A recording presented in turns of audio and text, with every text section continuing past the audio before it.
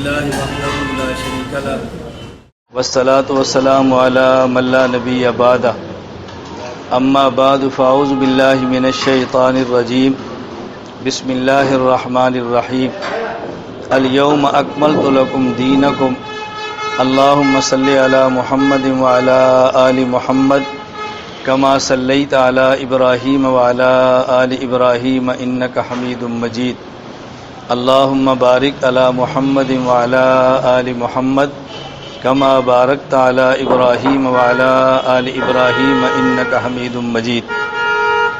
اللہ تعالیٰ کا بے حد احسان ہے کہ جس نے ہمیں دین اسلام عطا فرمایا ہے، اس پر ہم اللہ تعالیٰ کا شکر ادا کرتے ہیں۔ اللہ تعالیٰ نے اپنی ذات پر ایمان کی توفیق عطا فرمائی، حضور اکرم صلی اللہ علیہ وسلم کی نبوت اور ختم نبوت کو ماننے کی توفیق عطا فرمائی، اور اللہ تعالیٰ نے دین اسلام عطا فرمایا۔ رضینا باللہ ربا وبمحمد نبی و رسولا وبالاسلام دینا۔ اس پر جتنا اللہ کا شکر ادا کرے کم ہے۔ قرآن کریم میں ہے وَمَن يَبْتَغِ غَيْرَ الْإِسْلَامِ دِينًا فَلَن يُقْبَلَ مِنْهُ، جو دین اسلام کے علاوہ کوئی اور دین تلاش بھی کرے اللہ اس کو قبول نہیں فرمائیں گے۔ ان الدین عند اللہ الاسلام، دین اللہ کے ہاں صرف اور صرف اسلام ہے۔ الیوم اکملت لکم دینکم، اللہ رب العزت نے نبی کریم صلی اللہ علیہ وسلم پر دین کامل اور مکمل نازل فرما دیا۔ دین 5 چیزوں کا نام ہے۔ نمبر 1 اعتقادات، نمبر 2 عبادات، نمبر 3 اخلاقیات، نمبر 4 معاشرات، نمبر 5 معاملات۔ یہ 5 چیزیں خلاصہ ہیں پورے دین کا۔ ان میں سب سے پہلی چیز ہے اعتقادات، یعنی عقائد۔ یہ سب سے پہلی چیز ہے۔ اگر عقائد ٹھیک ہوں باقی 4 چیزیں اللہ قبول فرماتے ہیں، اور اگر عقائد ٹھیک نہ ہوں تو باقی 4 چیزیں اللہ دیکھتے بھی نہیں ہیں، قبول کرنا تو بعد کا مسئلہ ہے نا۔ فَلَا نُقِيمُ لَهُمْ يَوْمَ الْقِيَامَةِ وَزْنًا، اللہ بدعقیدہ آدمی کے لیے قیامت کے دن میزان ہی نہیں رکھیں گے کہ اعمال کو تولیں، اللہ دیکھیں گے نہیں باقی اعمال کو۔ تو سب سے پہلی چیز ہے اعتقادات۔ نمبر 2 عبادات، عبادات سے مراد ہے اعمال، نماز، زکوٰۃ، روزہ، حج، جہاد، یہ جتنے بھی اعمال ہیں۔ نمبر 3 اخلاقیات، جیسے سخاوت، صداقت، عدالت، امانت، حیا، یہ اچھے اخلاق ہیں۔ اور برے اخلاق جس سے بچنا ہے، جیسے حسد، کینہ، بغض، نفرت، نفاق، یہ ایسی چیزیں ہیں کہ جن سے انسان کو بچنا چاہیے۔ نمبر 4 معاشرات۔ معاشرات کا معنی یہ ہے اولاد کا والدین سے تعلق، والدین کا اولاد سے تعلق، خامند کا بیوی سے تعلق، بیوی کا خامند سے تعلق، رشتہ داروں سے تعلق، ہمسایوں سے تعلق، رہن سہن آپس کا، یہ معاشرات ہے۔ نمبر 5 معاملات، تجارت، لین دین، ہدیہ، گروی، ہبہ، یہ جتنے چیزیں معاملات کے اندر آتی ہیں۔ تو یہ 5 چیزیں ایسی ہیں کہ جن کو دین کہا جاتا ہے۔ اس میں 2 چیزیں بنیادی ہیں۔ نمبر 1 پورے دین میں حکم اللہ کا ہوتا ہے، اور طریقہ نبی کریم صلی اللہ علیہ وسلم کا ہوتا ہے، جس کو ہم 2 کلمات میں ادا کرتے ہیں، لا الہ الا اللہ محمد الرسول اللہ۔ یہ لا الہ الا اللہ کا معنی ہے حکم خدا، اور محمد الرسول اللہ کا معنی ہے طریقہ مصطفیٰ۔ رسول اکرم صلی اللہ علیہ وسلم نے کن کن چیزوں کا خیال فرمایا ہے۔ میں اس میں وضاحت اس لیے کرنا چاہتا ہوں، حکم خدا تو ہم میں سے ہر بندہ سمجھتا ہے، سنت مصطفیٰ پر کبھی کبھی ہمیں غلط فہمی ہو جاتی ہے۔ ایک ہے سنت، اور ایک ہے سنت کے مقابلے میں بدعت، اور ایک سنت اور بدعت سے ہٹ کر ہے، اسے کہتے ہیں رسم اور رواج۔ سنت الگ چیز ہے، بدعت الگ چیز ہے، رسم و رواج الگ چیز ہے۔ سنت یہ ہے کہ رسول اکرم صلی اللہ علیہ وسلم نے خود کوئی عمل فرمایا ہو یا خود نہ فرمایا ہو، خلفائے راشدین نے فرمایا ہو، نبی پاک صلی اللہ علیہ وسلم کا وہ عمل جس کو لے کر صحابہ چلے ہوں، معمول، اسے کہتے ہیں سنت۔ اگر نبی کریم صلی اللہ علیہ وسلم کے ایک عمل ہو اور اس کو صحابہ نے چھوڑ دیا ہو، متروک، اسے سنت نہیں کہتے۔ اس کا معنی یہ ہے کہ اللہ پاک آگے چلانا چاہتے ہی نہیں تھے کہ اس کو صحابہ لے کر نہیں چلے۔ تو سنت کے لیے ضروری ہے الطریقۃ المرضیۃ المسلوکۃ فی الدین، وہ پسندیدہ طریقہ کہ جو دین میں چلا ہو۔ تو سنت ایک تو ہے رسول اکرم صلی اللہ علیہ وسلم کا وہ عمل مبارک جس کو صحابہ لے کر چلے ہوں۔ میں صرف ایک مثال دیتا ہوں بات کو سمجھانے کے لیے۔ عید الفطر یہ تو گزر گئی، آگے عید الاضحیٰ آنے والی ہے۔ ہماری کمزوری کیا ہے کہ ہم آنے والے مسائل کی تیاری آنے والے وقت سے پہلے نہیں کرتے، جب وقت آتا ہے اور گزر جاتا ہے تو پھر مسائل کی تیاری شروع کرتے ہیں، اور جو اہل باطل ہیں وہ آنے سے پہلے تیاری کر لیتے۔ اب رمضان آ گیا، تراویح کی بحث چل پڑی، ہم نے پوچھنا شروع کر دیا۔ اگر یہ پہلی تیاری کر لیتے تو ہمیں پوچھنا نہ پڑتا۔ اسی طرح عید کی نماز ہے، وطر کی نماز ہے، آگے بقرہ عید آنے والی ہے۔ بقرہ عید پر کئی مسائل ہیں، قربانی 3 دن ہے یا 4 دن ہے، دیکھو مستقل مسئلہ ہے۔ قربانی میں جانور کون کون سا ہے، اس میں عمر کا خیال ہوتا ہے، جانور میں عمر کا خیال کرتے ہیں، کس چیز کا ہم خیال کرتے ہیں جانور کے اندر۔ اسی طرح جب ہم قربانی دیں گے اس میں اونٹ ہوگا، اونٹ کے اندر حصے کتنے ہوں گے، 7 ہوں گے یا 10 ہوں گے۔ یہ ایسے مسائل ہیں جو پیدا ہونے ہیں۔ قربانی کے جانور میں عقیقہ کا حصہ رکھنا جائز ہے کہ نہیں ہے۔ اب ہم تو کام نہیں کریں گے، عین موقع پر جب فضا بن جائے گی تو پھر ہم پوچھنا شروع کریں گے۔ اب اس پوچھنے سے کیا ہوگا؟ ابھی رمضان گزر گیا، عید الفطر گزر گئی، ایک ساتھی نے مجھے میسج کیا دوسرے ملک سے کہ مولانا صاحب جو شخص تراویح میں قرآن سناتا ہے اس کے لیے پیسے لینا جائز ہے کہ نہیں؟ میں نے کہا اگلے سال شعبان میں پوچھنا۔ اب تو جائز ہے تب بھی ہو گیا، ناجائز ہے تب بھی ہو گیا، اب کیا ضرورت ہے پوچھنے کی؟ بھی اگلے سال، جب بھی سیزن گزرنے کے بعد کوئی مجھ سے مسئلہ پوچھے تو میں کہتا ہوں بھی اگلے سال، اب تھوڑا آپ انتظار فرمائیں۔ آگے قربانی آنے والی ہے، ہمیں چاہیے ہم اہل سنت والجماعت ہیں، اپنے مسلک کو سیکھیں، اپنے مسائل کو سیکھیں، اپنی چیزوں کو سیکھیں۔ میں ایک بات درمیان میں عرض کر دوں، اچھی طرح سمجھ لیں، ہم اہل سنت والجماعت احناف دیوبند ہیں۔ ہمارے ہاں جو بندہ اس کو سمجھتا ہے وہ 3 جملے بڑے شرح صدر کے ساتھ کہتا ہے، جو نہیں سمجھتا وہ الجھن کا شکار ہوتا ہے۔ احناف کی کیا ضرورت ہے، کوئی کہ اہل سنت کی کیا ضرورت ہے، دیوبند کی کیا ضرورت ہے، تم نے دین کو سمیٹ لیا ہے، مسلمان بن کے جیو، یہ عجیب سی بحثیں چلتی ہیں۔ یہ بات اچھی طرح سمجھ لیں، اہل سنت والجماعت کیا ہے، احناف کیا ہے اور دیوبند کیا ہے، یہ 3 چیزیں ہیں کیا، ان کو اچھی طرح سمجھنا ضروری ہے۔ ہم بس اوقات سمجھ نہیں پاتے تو الجھن پیدا ہوتی ہے۔ اہل سنت والجماعت یہ ہمارا مسلک ہے، احناف یہ ہمارا مذہب ہے، دیوبند یہ ہمارا منہج ہے۔ اہل سنت والجماعت ہمارا مسلک، احناف مذہب اور دیوبند منہج۔ اب ان 3 چیزوں میں فرق نہیں آتا نا تو الجھن کیا ہوتی ہے؟ دیوبند کو مسلک تھوڑا ہی ہے، بھئی آپ کو کس نے کہا مسلک ہے؟ جب دیوبند کی بات ہم کرتے ہیں تو ہم سے پوچھو نا کہ آپ دیوبند کی بات کیوں کرتے ہیں۔ دیوبند کی رٹ میں لگاتا ہوں، تشریح آپ کر رہے ہیں۔ جب میں رٹ لگا رہا ہوں تو تشریح مجھ سے سن لو یا پھر مجھے سمجھا لو۔ میں آپ کے یہاں شہر میں آیا ہوں، میں ایک مسئلہ بیان کر دوں تو آپ مجھ سے پوچھیں یا مجھے سمجھائیں۔ نہ مجھ سے سمجھیں گے نہ سمجھائیں گے، پروپوگنڈا کریں گے۔ اس پروپوگنڈے سے آپ کا نقصان ہوگا، ہمارا نقصان تو کچھ بھی نہیں ہونا۔ ہم تو آئے ہیں، بیان کیا ہے، چلے جائیں گے۔ آئندہ بھی تاریخ دیں گے تو آئیں گے انشاءاللہ، دن دیہڑے آئیں گے، ڈنکے کی چوٹ پہ آئیں گے۔ نہ ہمارے یہاں خوف ہے الحمدللہ، نہ ہمارے یہاں جھجک ہے۔ خوف اس کو ہوتا ہے جس کا اللہ سے تعلق نہ ہو، اور جھجک اس کو ہوتی ہے جس کے پاس دلیل نہ ہو۔ اللہ سے تعلق بھی ہو، دلیل بھی ہو، تو پھر نہ خوف ہوتا ہے نہ جھجک ہوتی ہے۔ تو آپ ٹینشن کے اندر نہ آیا کرو، ہم نے ٹینشن میں نہیں آنا، ہم ٹینشن فری لوگ ہیں، اللہ کا بہت کرم ہے، ٹینشن میں کبھی نہ آیا کرو۔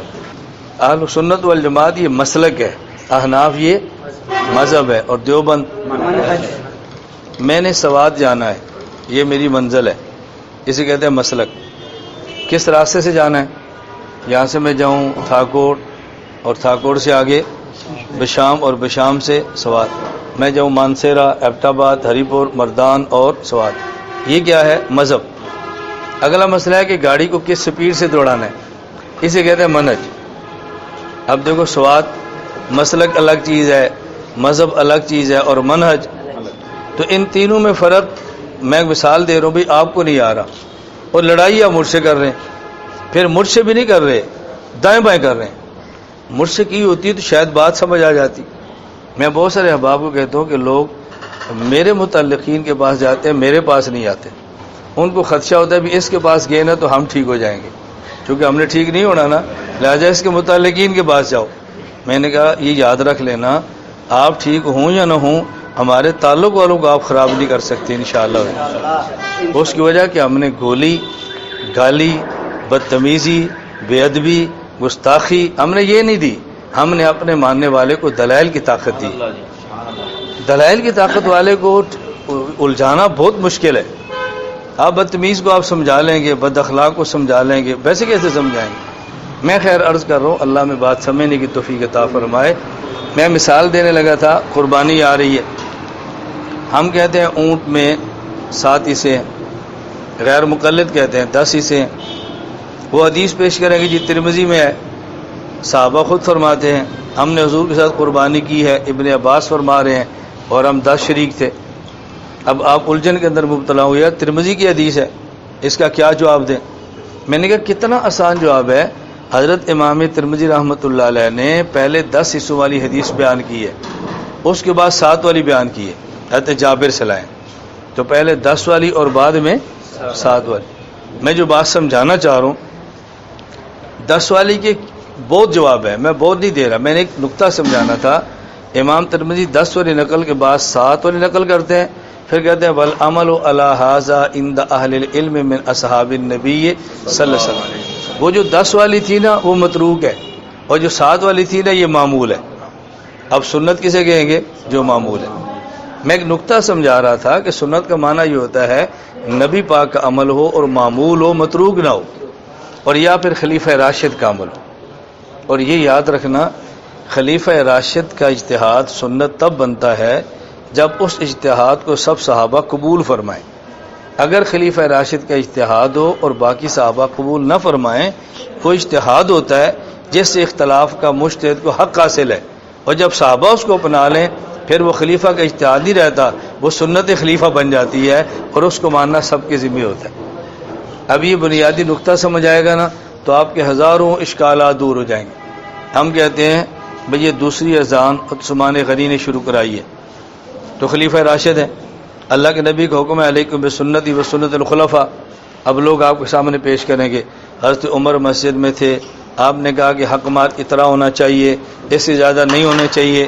ایک عورت نے کھڑے ہو کے اعلان کیا، قرآن کہتا ہے اگر تم قنطار اتنا بڑا سونا حق مار میں دے دو تم واپس نہیں لے سکتے۔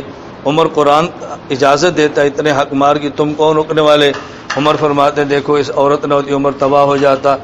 اگر خلیفہ راشد کا اجتہاد ماننا ضروری ہے، اس عورت نے کیوں نہیں مانا؟ ہم نے کہا عمر کا اجتہاد تھا جس کو صحابہ نے قبول نہیں کیا، اب یہ اجتہاد ہے، یہ سنت نہیں ہے۔ اور خلیفہ راشد کا جس کو صحابہ مان لے وہ اجتہاد سے نکل کر سنت میں چلا جاتا ہے، اب اس کی نوعیت بدل جاتی ہے۔ میری گزارش سمجھ آ گئی؟ یہ میں اس لیے کہتا ہوں جب آپ نے سنت الخلفاء، اس پر یہی اعتراض ہوتے ہیں۔ عبداللہ بن عمر تھے، عمر کی بات نہیں مانتے تھے، انہیں اجتہاد سے اختلاف کی ہے۔ ہم نے کہا ان کے شخصی اجتہاد سے اختلاف کی ہے، لیکن جس اجتہاد کو سارے صحابہ مان لیں وہ اب اجتہاد کا مرتبہ نہیں ہوتا بلکہ سنت خلیفہ کو آتا ہے۔ اللہ کے نبی نے یہ نہیں فرمایا علیکم بسنتی واجتہاد الخلفاء، فرمایا علیکم بسنتی وسنت الخلفاء۔ سنت خلیفہ اور ہوتا ہے، اجتہاد خلیفہ اور ہوتا ہے۔ میں خیر عرض یہ کر رہا تھا، ایک ہے سنت، اس کو ذہن میں رکھ لیں۔ نمبر 2، ایک ہے سنت کے بعد بدعت۔ بدعت کا معاملہ کیا ہوتا ہے؟ خیر القرون میں ایک عمل کا تقاضا بھی ہو، ضرورت بھی ہو، پھر اس کے باوجود بھی صحابہ، تابعین اور اتباع تابعین میں سے کوئی اس عمل کو نہ کرے اور بعد والے ثواب سمجھ کر کریں، یہ ہے بدعت۔ یہ کیا ہے؟ بدعت۔ یہ چیز غیر ضروری ہے، اس کو ضروری سمجھ لیں، یہ بدعت ہے۔ یہ بدعت الگ چیز ہے۔ ایک ہوتی ہے رسم، ایک ہوتا ہے رواج. رسم و رواج الگ ہوتے ہیں. رسم و رواج کو لوگ سنت بھی نہیں سمجھتے, دین بھی نہیں سمجھتے. وہ کہتے ہیں یہ ہمارے علاقے کا رواج ہے, ہمارے علاقے کا. ہم لوگ کھانا کھاتے ہیں اور کھانے کے بعد میٹھا رکھتے ہیں. میں افریقہ گیا ہوں, کئی بار گیا ہوں, وہاں پہلے میٹھا رکھتے ہیں پھر کھانا رکھتے ہیں. اب آپ یہ نہیں کہہ سکتے کہ جی یہ پہلے میٹھا کیوں رکھا, یہ ان کا رواج ہے. وہ اس کو ثواب نہیں سمجھتے, یہ ان کا علاقے کا رواج ہے, رسم ہے. رسم اور چیز ہوتی ہے, رواج اور ہوتے ہیں. یہ میں اس لیے کہتا ہوں کہ بعض لوگوں کے پاس علم کی کمی ہوتی ہے تو اس پہ اشکال کر لیتے ہیں. آج ہم جمع ہے کیوں, یہ جی عید ملن پارٹی ہے. آپ نے کہنا ہاں مولانا صدیق تم تو بیتی ہو, مولانا مومن شاہ کیا نام, مولانا آپ تو بیتی ہو, مولانا مومن آپ تو بیتی ہو. نام امان اور مومن اور بدعت ہے. عید ملن پارٹی کہاں سے ثابت ہے؟ ہم نے عید ملن پارٹی کو سنت نہیں سمجھا, یہ ہمارا رواج ہے. رسم رواج الگ ہوتے ہیں, سنت بدعت الگ ہوتے ہیں. یہ بات ہمارے علماء کو سمجھانا ضروری ہے, جو پڑھتے ہیں بڑے بڑے جامعات میں اور جب اپنے دیہاتوں میں آتے ہیں تو ڈنڈا کھڑا کر لیتے ہیں. حالانکہ وہ دیہات والے بدعت نہیں کر رہے ہوتے, وہ اپنے علاقے کا رواج کر رہے ہوتے ہیں. بدعت کی تردید بدعت سمجھ کر کرو اور رواج کی تردید رواج سمجھ کر کرو. اب دونوں میں فرق ہو جائے گا نا. ہمارے ہاں پنجاب میں آپ آؤ, وہ پگڑی باندھتے ہیں, ان کا اپنا سٹائل ہے. بنوں میں جو اپنا سٹائل ہے, کندھار میں جو اپنا سٹائل ہے, سوابی میں جو اپنا سٹائل ہے, آپ کے مانسیرے میں آؤ تو آپ کا اپنا سٹائل ہے. یہ سنت بدعت کا اختلاف ہے, یہ رواج کا اختلاف ہے. اس پر آپ کیا لڑیں گے؟ یہ کوئی لڑنے کی چیز ہوتی ہے؟ بسا اوقات کم علمی کی وجہ سے اور کم فہمی کی وجہ سے ہم رواج کے خلاف لڑ رہے ہوتے ہیں اور نام کیا دیتے ہیں, یہ مولا صاحب سنت کا بدعت کے خلاف جہاد کر رہے ہیں, یہ مولوی صاحب احیاء سنت کر رہے ہیں. وہ احیاء سنت نہیں ہوتی. میری گزارش سمجھ آ رہی؟ بدعت کو بدعت سمجھ کے رد کرو اور رواج کو رواج. میں ایک چھوٹی سی مثال دیتا ہوں. آپ کے علاقے میں مثلا 40واں ہوتا ہے, میں 40ویں کا قائل نہیں ہوں. کوئی بندہ 40واں ثواب سمجھ کر سمجھتا ہے تو بدترین بدعت ہے. یہ نا جب شاید مولانا صاحب ترغیب دے رہے ہیں, لیکن ایک بندہ آپ کے علاقے میں کرتا ہے 40واں اور 10واں, وہ چھپواتا ہے کارڈ یا اخبار پہ اشتہار, اوپر لکھتا ہے رسم چیلم. کیا لکھتا ہے؟ اب اس کو آپ کیا کہیں گے؟ وہ خود کہہ رہا ہے یہ رسم ہے, آپ کہہ رہے ہیں بدعت ہے. وہ کہہ رہے ہیں رسم ہے اور ہم کیا کہہ رہے ہیں؟ ہم یہ نہیں کہتے اس میں شرکت کرو, ہم کہتے ہیں شرکت نہ کرو لیکن رسم کو رسم سمجھو, اس کی تردید رسموں کی طرح کرو. پھر آہستہ آہستہ آہستہ سے سمجھاؤ بھئی یہ رسم ایسی ہے کہ جو ہمارے اسلام کے لیے مناسب نہیں ہے, اس اسلام کی روح ختم ہو جائے گی, لہذا اس کو تبدیل کرو تبدیل کرو. ایک وقت آئے گا لوگ آپ کی بات کو مان لیں گے. ہم عید کی نماز پڑھتے ہیں, عید سے فارغ ہوتے ہیں, خطبہ ہوتا ہے, خطبے سے فارغ ہوتے ہیں تو لوگ ایک دوسرے کو ملتے ہیں. یہ جو ملتے ہیں نا, یہ سنت نہیں سمجھتے, یہ علاقے کی رسم ہوتی ہے. عید مبارک عید مبارک عید مبارک. صحابہ ملتے تو کہتے تقبل اللہ منا و منکم, اور ہمارے لوگ کیا کہتے ہیں؟ عید مبارک. یہ جو عید مبارکی دی جا رہی ہے سنت سمجھ کے نہیں, بلکہ کیوں؟